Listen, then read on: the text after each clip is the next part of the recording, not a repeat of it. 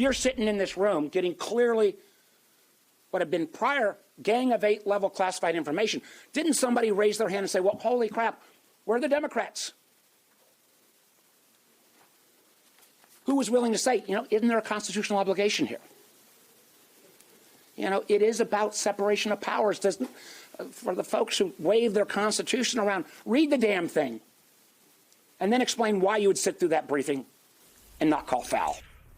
Yeah, I was kind of wondering that myself. That was Vice Chair of the Senate Intel Committee, Mark Warner of Virginia, criticizing the Trump administration, keeping Senate Democrats out of the briefing this week about a string of deadly strikes on boats allegedly carrying drugs in the Caribbean and Pacific. Meanwhile, Democrats on the House Armed Services Committee were briefed yesterday, but expressed frustration over the answers they received and the lack of lawyers' presence. Let's bring in right now a senior member of that panel, Republican Congressman Mike Turner of Ohio. Mr. Chairman, thanks so much for being with us. I hope you don't mind. I want to get to SNAP and I want to get to the shutdown, but I've got so many questions I want to ask you. Can we do sort of like a PTI lightning round with you here? Sure. Over things a little bit bigger than, who's going to win the game tonight. As long as we don't get to the Matrix. Exactly. Then we'll get to the Matrix. And I'm sure you're a Matrix one as well. So let's start with China. They have, as you know better than anybody, they're probably in the middle of the fastest modernization of any military since the end of World War II. They're the largest navy in the world. What they're doing with missiles, their technology, they are, and nuclear weapons, they're erasing any advantage that the United States has. What do we need to do that we're not doing right now to stop China from overtaking us? Well, I think the number one, we need to identify what you've just said, which is the crux of this, is that they are an adversary. They're tripling their nuclear weapons in addition to their application of technology. They've surpassed us in hypersonics. They've surpassed us in the application of technology to their military weapons. This clearly shows that they're being an aggressor both in their area and in their targeting both the United States and becoming a world power. That is of grave concern because they're an authoritarian regime, and that authoritarian regime certainly sees themselves as an opposite to democracies. They see themselves as targeting democracies, and certainly that is an aggressor that we need to be poised to be able to counter.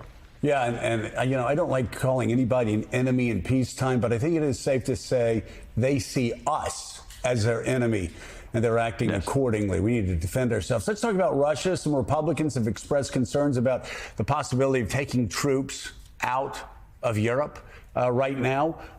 It seems to me with oil close to 60 and this stalemate that continues, Russia's economic problems, that we actually have Vladimir Putin in a pretty good place. What do we do to force him to the negotiating table? We need to immediately pass Lindsey Graham's and Brian Fitzpatrick's in the House's bill that would apply secondary sanctions, as you were just identifying, to be able to impact Russia's economy, to impact their energy-based economy, their oil exports. This would impact their ability to be able to float their military economy, which is, of course, the basis of which they're being able to, fund their aggression against Ukraine. And of course, we should not be pulling troops out of Europe, as you just indicated. Yeah. Let's talk now about obviously something that a lot of people have been discussing, and that is the blowing up of boats off of Venezuela. Rand Paul has expressed some concerns. I'll just say I'm certainly concerned from, just whether you want to talk about due process or whether you want to talk about whether that's really where our fentanyl problems are coming from or our problems with other major drugs. What should Republicans be doing in the House as it pertains to just randomly blowing up these boats? Well, everybody's very concerned. From our classified briefing that we had yesterday, everyone is very, very concerned, of course, about the drug trade and the impact in the United States, the deaths that have occurred, and impacting the flow of drugs into the United States.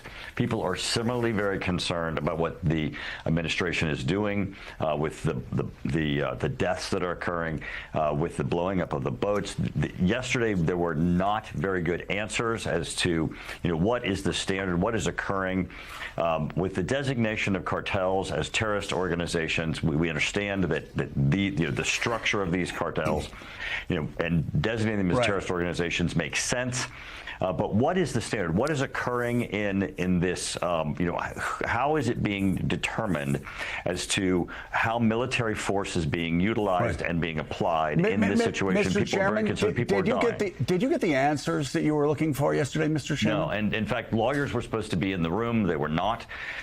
People were very frustrated in the information that was being provided. It was a bipartisan briefing, but people were not happy with the level of information that was provided, and certainly the level of legal justification that was provided. Yeah, one of the things we always talk about on the show, other than the Matrix or baseball, we always talk about separating the signal from the ground noise. And I always say, like, the ground noise, for instance, is Donald Trump, like with Trump 2028 hats. He's doing that to, try to freak out Democrats and get the media working in overdrive. But the signal is when he tells reporters on Air Force One that he has the power to ignore the courts and send the Marines, the Army, the Air Force, the National Guard into any American city that he wants. How concerned are you about that? Well, people are, of course, very concerned about any use of military force or military power. Congress certainly has a very strong role in that. Obviously, the president has identified, certainly domestically, an important issue, and that is, crime on the streets of in American cities. People believe that is an important issue, but certainly the issue of American troops, the use of force anywhere, is an issue, an important issue for Congress, and certainly Congress has taken up that issue. But it is illegal, of course, is it not, for any president to use the military for crime control? The courts, of course, are taking up that issue, and it is currently working its way through the courts. Yeah, but I may have, we had a delay, but you did say absolutely. Okay. Let's move on to SNAP and the government shutdown. We have John Lemire here. Congressman, good to see you this morning. Let's talk about the shutdown. The House, of course, remains out, thanks to Speaker Johnson. The SNAP deadline arrives tomorrow, November 1st, and we believe 1.4 million Ohioans, 1.4 million residents of your state use this benefit. So please talk to us as to what you're hearing from your constituents who, some of whom in the days ahead may be going hungry. Right. This is a travesty. I mean, the House, as you know, passed a continuing resolution, a clean continuing resolution, sent it to the Senate. The whole fact that this drama is occurring and that the Democrat senators have continued, day in and day out, not to pass this bill that would put food on the table, that would put government back to work, is really a travesty. The negotiations continue and should continue, obviously on the important issues of health care, but to hold hostage real benefits to real families in Ohio is a travesty that should not happen. There's real functions of government that really needs to get going again. People need to get back to work in the federal government. They need to pass this continuing resolution. They need to get government back to work. They need to pass this continuing resolution and stop this drama. Do most of your Republican colleagues agree with you, or a good number agree with you? That this needs to pass in the Senate? Absolutely. Yeah. All right. Republican Congressman Mike Turner of Ohio. Mr. Chairman, thank you so much for being with us. We greatly appreciate it. All right.